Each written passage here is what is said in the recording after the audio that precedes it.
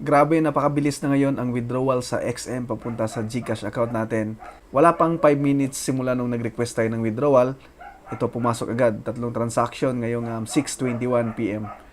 So may 20,000, meron 27, so 47 plus 7, so 54, so nasa 55,000 lahat. Ganon din sa Metrobank account natin, napakabilis din, wala pang 5 minutes.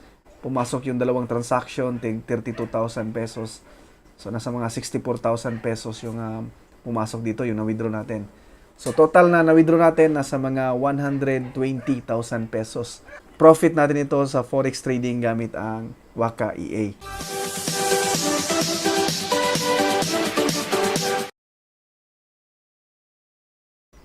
Hello ka-trade! Dito sa video na ito, magwi-withdraw tayo ng kinita natin sa Forex trading account natin gamit ang Waka EA. So, withdrawin natin ang 2,161 US dollar. So, nasa mga 100,000 pesos mahigit yung withdrawin natin ngayon. Ititira natin yung capital natin na 20,000 US dollar, mga 1M pesos. So, dito sa video na ito, i-review natin yung my FX book trading history nitong account natin. Okay, so para sa mga di pa nakakaalam kung ano itong Waka EA, isa itong Forex Auto Trading Expert Advisor or trading software or trading bot. So automatic siyang nagtitrade sa Forex kapag in-install natin ito sa trading account natin. Katulad nito, ito yung trading account ko dito sa BPS. Kapag in-install natin itong Waka EA, automatic na siyang nagtitrade. Ito yung mga trades niya ngayon. So negative pa yung mga trades niya ngayon. Tapos automatic na rin siyang mag-close ng trade na may profit. So itong EA, meron na siyang sariling trading strategy na sinusunod. So ito ay binili natin sa MQL5 worth 2,000 US dollar. Okay ka-trade, nandito tayo sa My FX book. Ilagay ko yung link dito sa video description para ma-check ninyo. So dito natin makita yung detalye ng Forex trading account ko. Yung profit, yung monthly profit, yung drawdown, ganyan. Tapos every month, magkano yung kinikita. So dito sa status, makita natin na nag-profit na ng 84.26% itong account ko na ito. So nag-trade siya ngayong 2023, simula February. So pang 10 buwan niya na ngayong November. Okay, so dito muna tayo sa taas, makita natin na yung monthly na profit na kinikita ko dito ay 6.62%. Pero dahil nagkaroon ng maraming negative trades last month, ito maraming negative trades pero na-recover niya naman, pero muntik lang malugi yung account natin. Umabot ng 50% yung drawdown. Ibig sabihin, yung capital ko dito or yung balance ko ay 20,000 US dollar. So, yung negative na trades umabot na ng negative 10,000 US dollar.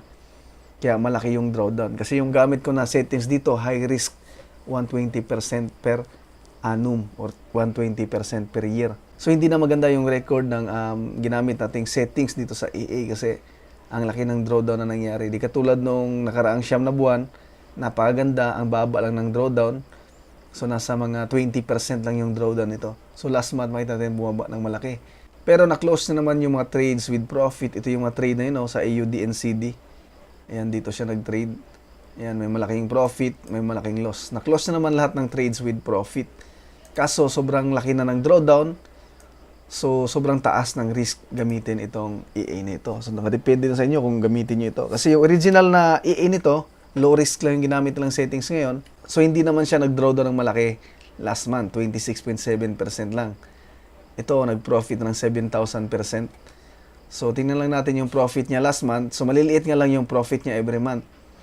1.87% lang. Noong September, 2.4%. Kasi low risk settings yung ginamit nila dito. Kaya mababa lang yung drawdown.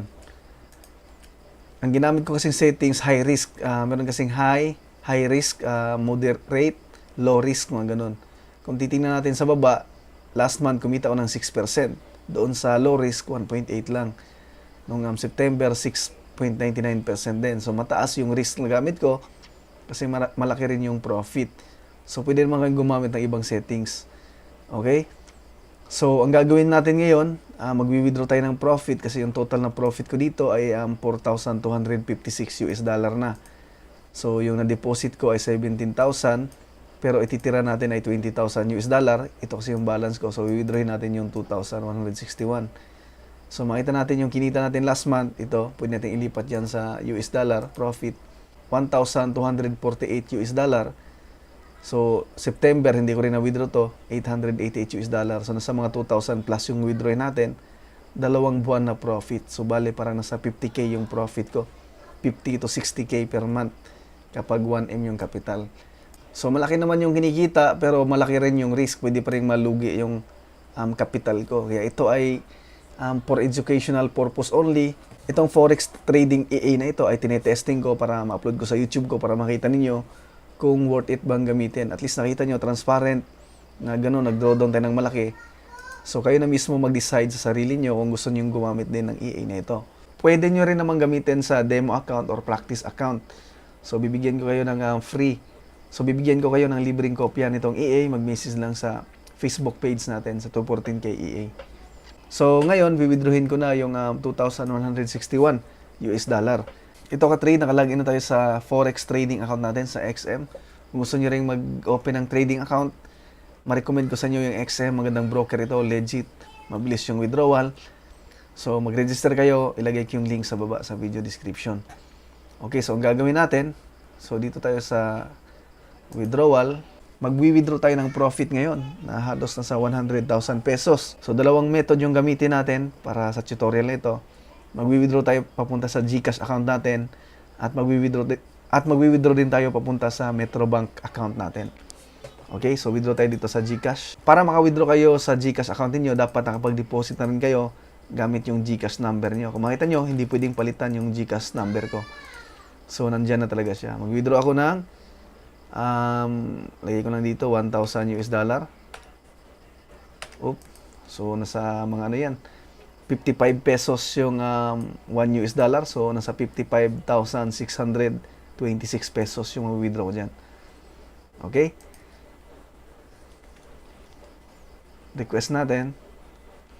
So, success. Nakapag-send na tayo ng withdrawal request. So, maghihintay lang tayo ng up to 24 hours lang. Basta't Monday to Friday. Papasok na sa GCash account natin.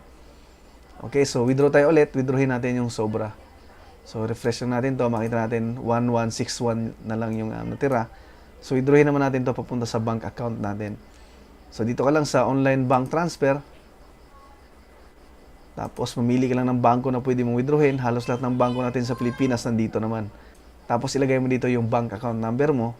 Yung amount na i-withdraw. 161.21 peso pa yan. So, sa US dollar natin ilagay. Yan. So, 64,594. So, 64 plus 55. So, nasa mga 120,000 pesos yung ma-withdraw natin ngayon sa GCash at dito sa Metrobank. So, ganun lang kadali. Nakapag-request na tayo ng 64,000 na withdrawal. So, hintayin na lang natin. Pinakamatagal na yung 24 hours. Papasok na ito sa bank account natin. Basta't Monday to Friday. Okay? So, kapag nag-withdraw nga kayo ng umaga, hapon, papasok na eh.